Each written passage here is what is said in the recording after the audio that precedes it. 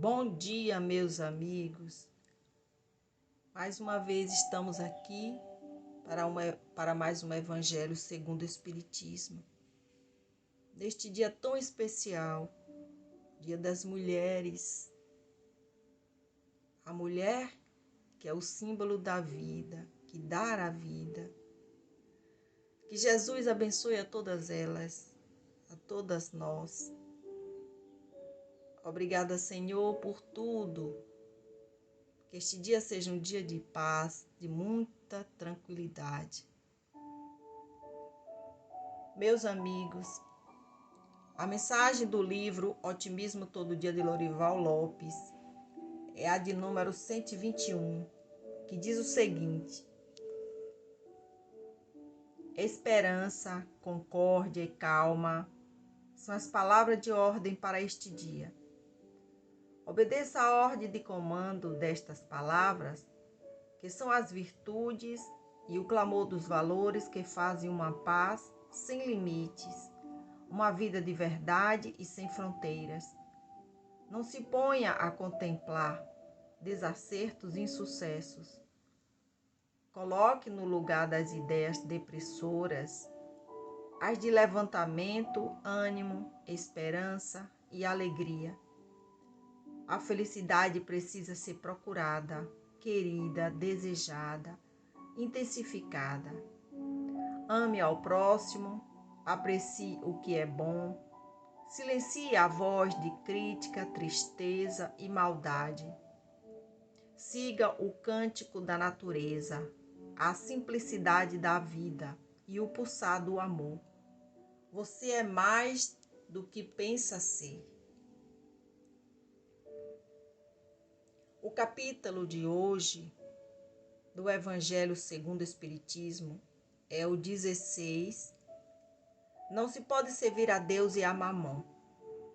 E o item é o 7. Utilidade providencial da riqueza. Provas da riqueza e da miséria.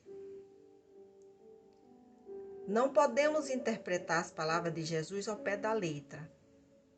Precisamos entender o seu sentido. Caso contrário, a riqueza se tornaria um obstáculo absoluto à salvação daquele que a possuísse. Deus não colocaria a riqueza na mão do homem se ela fosse um instrumento inevitável de perdição. Esse pensamento contraria a razão. A riqueza é, sem dúvida, uma prova muito arriscada, chegando a ser mais perigosa do que a miséria, em virtude das tentações que oferece e da fascinação que exerce. A riqueza também é o maior estimulante do orgulho, do egoísmo e da vida sensual. É o laço mais forte que prende o homem à terra e desvia seus pensamentos do céu. Causa tamanha perturbação que vemos frequentemente aquele que passa da miséria à fortuna esquecer-se rapidamente de sua condição anterior. Esquece daqueles que foram seus companheiros e que o ajudaram, tornando-se insensível, egoísta e fútil. Embora a riqueza dificulte o caminho para o aperfeiçoamento, ela não o torna impossível e pode até vir a ser um meio de salvação na mão daquele que a souber utilizá-la. O mesmo ocorre com certos venenos que restabelecem a saúde, quando empregados de modo correto e com equilíbrio. Quando Jesus responde ao jovem que o perguntava sobre os meios de alcançar a vida eterna: você deve desfazer-se dos bens que possui e depois me seguir? Não pretendeu estabelecer como princípio absoluto que cada um se desfaça do que possui e que a salvação só se consegue a esse preço. Pretendeu apenas mostrar que o apego aos bens terrenos é um obstáculo à salvação. De fato, aquele jovem julgava-se sem dívidas para com a lei, porque cumpria os mandamentos, mas recuou diante da ideia de vender seus bens e dar o dinheiro aos pobres. Seu desejo de alcançar a vida eterna não ia até o sacrifício de abandonar os bens que possuía. A proposta de Jesus era uma questão decisiva, com objetivos de colocar às claras o verdadeiro pensamento do jovem. Ele podia, sem dúvida, ser um homem honesto perante o mundo, não fazer o mal a ninguém, não maldizer seu próximo, não ser leviano nem orgulhoso, honrar seu pai e sua mãe, porém não possuía a verdadeira caridade no coração. Sua virtude não chegava até a renunciar em favor do próximo. Nessa passagem, Jesus quis demonstrar a aplicação do princípio: fora da caridade não há salvação. Se as palavras de Jesus fossem levadas ao pé da letra, determinariam a eliminação da riqueza, por ser prejudicial à felicidade futura e por causar inúmeros males à humanidade. Determinariam também a condenação do trabalho, que pode proporcionar a riqueza. Estas consequências são absurdas, pois reconduziram o homem à vida selvagem e estariam em contradição com a lei do progresso, que é uma lei de Deus. Se a riqueza é a fonte de muitos males, se estimula tantas paixões nocivas, se provoca tantos crimes, não é a ela que devemos culpar, e sim o homem, que dela faz mau uso, assim como faz mau uso de todas as dádivas que recebe de Deus. Pelo abuso, o homem torna ruim o que poderia lhe ser útil. É a consequência do seu estado de inferioridade no mundo em que vivemos. Se a riqueza produzisse somente o mal, Deus não a teria colocado na terra. Cabe ao homem utilizá-la somente para o bem. Se ela não é um componente direto do progresso moral, é sem dúvida um poderoso componente do progresso intelectual. O homem tem por missão trabalhar pelo aprimoramento material do planeta. Deve cultivar, limpar e preparar a terra para que ela receba no futuro toda a população que sua extensão comporta. Para alimentar a população, que está sempre crescendo, é preciso aumentar a produção de alimentos. Se a produção de um país não é suficiente, é preciso que ele busque os alimentos fora do seu território. Assim, as relações entre os povos tornam-se uma necessidade. Para que essas relações fiquem mais fáceis, é preciso eliminar os obstáculos materiais, tornar as comunicações mais rápidas. Para a execução dos grandes trabalhos, o homem teve que procurar material nas próprias entranhas da terra.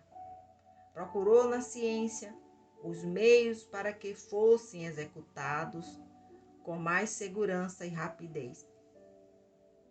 A necessidade fez com que ele produzisse a riqueza e fez também com que ele descobrisse a ciência. A atividade exigida por esses trabalhos aumenta e desenvolve a inteligência humana. A mesma inteligência utilizada na satisfação de suas necessidades materiais o ajudará mais adiante a compreender as grandes verdades morais. A riqueza é, portanto, o principal meio de realização das necessidades do homem. Sem ela, não haveria grandes empreendimentos, nem atividades, nem estímulos, e nem pesquisas. É com razão que ela é considerada um fator de progresso. Que assim seja. Meus amigos, nesta passagem, Jesus não está querendo que a gente saia por aí distribuindo aquilo que nós conquistamos com muita fé, com muito ardor, com muito sacrifício. Ele não está querendo isso. Ele não está falando que a riqueza é o mal do homem. Jesus quis dizer que nós temos que saber usufruir daquilo que nós recebemos. Nós temos que saber usufruir corretamente os bens que Ele nos concedeu. Porque tudo na nossa vida é um empréstimo. Deus, Ele está dando para que possamos usufruir aqui neste planeta Terra. E não devemos nos apegar aos bens materiais, porque quando partirmos deste planeta e voltarmos para a nossa casa, a nossa verdadeira casa, não vamos levar casas, terrenos, móveis. Nós vamos levar aquilo que nós colocamos na nossa consciência, que são as nossas virtudes, aquilo que nós fizemos de bom. Então vamos pedir a Jesus que Ele nos ajude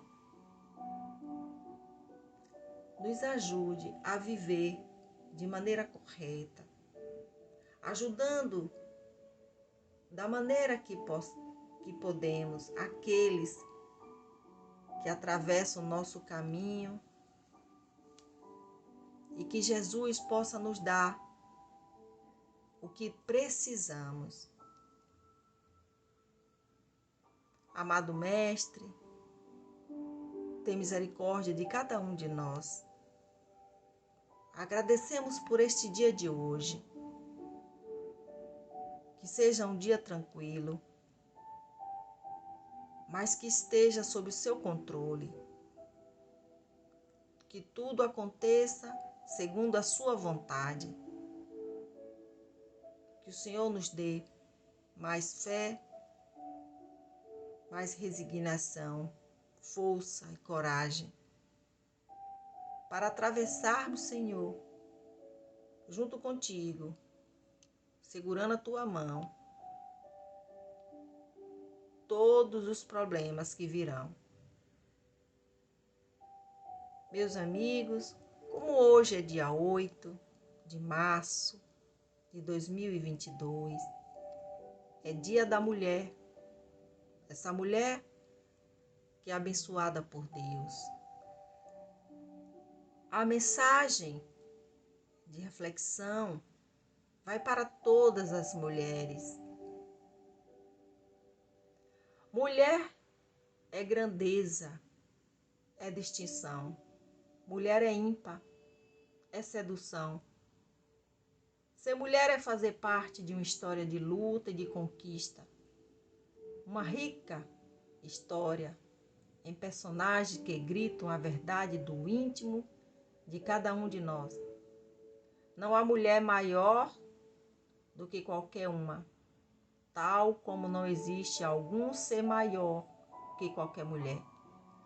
Se há justiça no mundo, ela se deve a todas as mulheres que do nada construíram o todo, o tudo. O coração das mulheres é diferente de qualquer outro que habita no interior de todos os seres. E é por isso que hoje conhecemos a parte positiva do mundo, tal como ele é. Em relação à parte negativa, ela está ainda em construção. Mas podemos ter certeza de uma coisa: o mundo vai ficar ainda melhor, Porque as mulheres são a janela para a bondade. Elas são palavras, elas são canção. A mulher é vida, ela dá a vida. Ninguém espelha tanto a esperança quanto a mulher. Ninguém. A gente deveria ajoelhar todas as noites, agradecendo a Deus a dádiva que Ele nos deu. A mulher. Não há algo que brilhe mais em nosso planeta do que as mulheres. Não há algo que respire mais amor, mais verdade. A mulher é singular, sob todos os pontos de vista. A mulher é uma dádiva de Deus. Que Jesus abençoe a todos nós, a todas as mulheres. Tenham um bom dia.